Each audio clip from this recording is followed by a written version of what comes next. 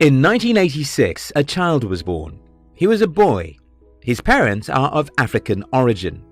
His life took a dramatic turn for the worse when he started falling sick almost every 2 weeks. He suffered pain from sickle cell anemia, and to make matters worse, his poor parents were illiterates who couldn't afford to take him to a good hospital to know exactly what was wrong with him.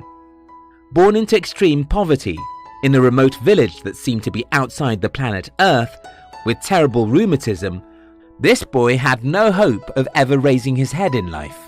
However, when he was around 17, he started reading books, and some of these books contained stories and biographies of individuals who had gone through terrible situations and despite that achieved greatness in life.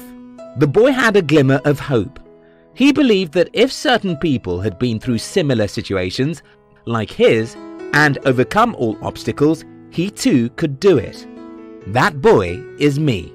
I started life pretty rough, and I never knew I could survive my childhood. But by the grace of God, I did survive. And not just survive, I thrived, fought and won the battle against poverty, sickness, and mediocrity.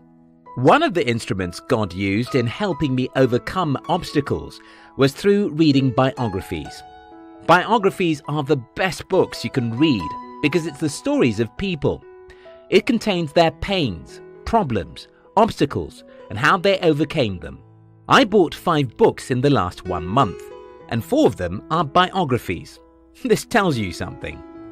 In today's video, I'm going to be sharing with you 9 biographies every entrepreneur should read. If you're new here, consider subscribing so you won't miss other interesting videos like this. Number 1. Biography of Henry Ford. Most people know his name. He was the guy who revolutionized the automobile industry, a billionaire and one of the richest people in the world. Well, there are quite a number of other things most people don't know about Henry Ford. Studying his biography, I was amazed by how crazy this man was. When Ford started his company, there were hundreds of automobile companies in America. Still, by the end of 1920, his company had become one of the most successful auto companies in the world. It wasn't easy for him. He worked like hell and failed like a stupid man. He raised capital and burnt it. He was rejected again and again, but he's of a determined spirit. Ford kept on looking for how to build a better business system, how to make his products better and cheaper. He would buy the cars from his competitors and drive them, take them to his factory and figure out what they were doing better than him. He would look for raw materials where no one was looking. Ford is a great motivation for anyone who wants to build something worthwhile. Number 2. Biography of Thomas Edison. Some people do not like Thomas Edison because they think he was dubious, a cheat, and evil. That may be right to some extent, but that is not my concern. As someone who wants to achieve greatness in life, your goal should be to learn what is good from those who have achieved greatness. I tell you honestly, almost everyone who has ever achieved success has some dirty side. This is because they are human. Take for instance, you may like Steve Jobs because he was one of the greatest entrepreneurs in this era, but if you dig deep, you'll find that Steve Jobs didn't treat people well. He was a tyrant. Yet, you should learn what is good about him and ignore the bad side. What impressed me about Thomas Edison is the fact that he wasn't just an inventor, he was an entrepreneur. While many inventors in his days focused on just inventing stuff, Thomas focused on inventing things that had commercial value. Why should we create things if we can't make money off it? That is how entrepreneurs think. It's a win-win game. Think about it.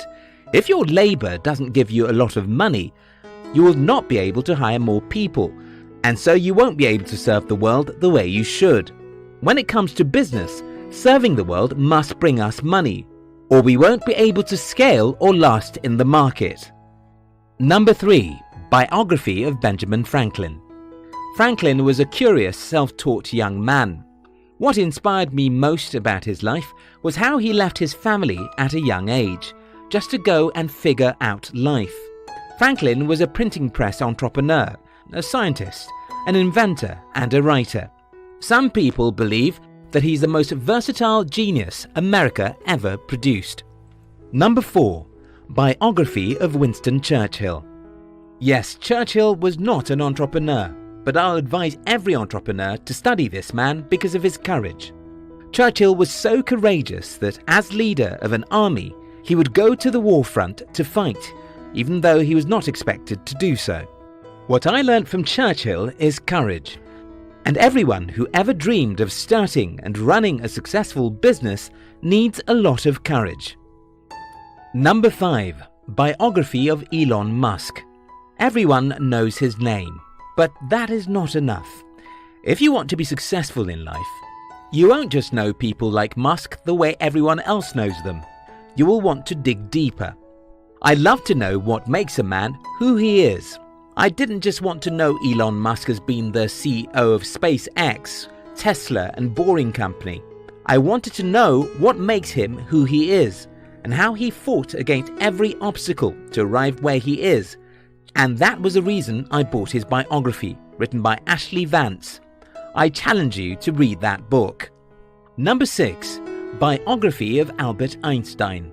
Albert Einstein is not an entrepreneur, but his life encouraged me a whole lot. I have Einstein's 718-page biography in my library. I encourage everyone to read it. For me, the takeaway from his biography is the fact that Einstein was never the genius that everyone calls him. He was an ordinary man with extraordinary focus and determination. Number 7. Biography of CocaCola. Yes, this is not about a human being, but think about it. How can you become a great entrepreneur if you don't have the time to study one of the oldest companies in the world? Coca-Cola is 135 years old this year. That company has gone through thousands of faces with millions of changes. I read the biography of Coca-Cola because I don't know why I shouldn't. It's titled Coca-Cola Way by Mark Pendergrast. Number 8. Biography of John D. Rockefeller. This is a 774-page book titled Titan by Ron Chernow. Again, John D. Rockefeller was never an angel. He did a lot of things wrong. Yet his life is worth studying because he did a lot of courageous, innovative, and great stuff too. Number 9. Biography of Steve Jobs. Well, if you want to be an entrepreneur at all, you would love to know some deep things about one of the craziest entrepreneurs that ever lived. He was a perfectionist, arrogant, rude, but at the same time, he believed in his capacity to change the world. And he did. In conclusion, I believe that you cannot become a successful entrepreneur if you're too lazy to study the lives of those who have built and created a visible legacy in the past. In my personal life, the more I studied the people who have achieved what I want to achieve, the more I think, act, and get the results they got.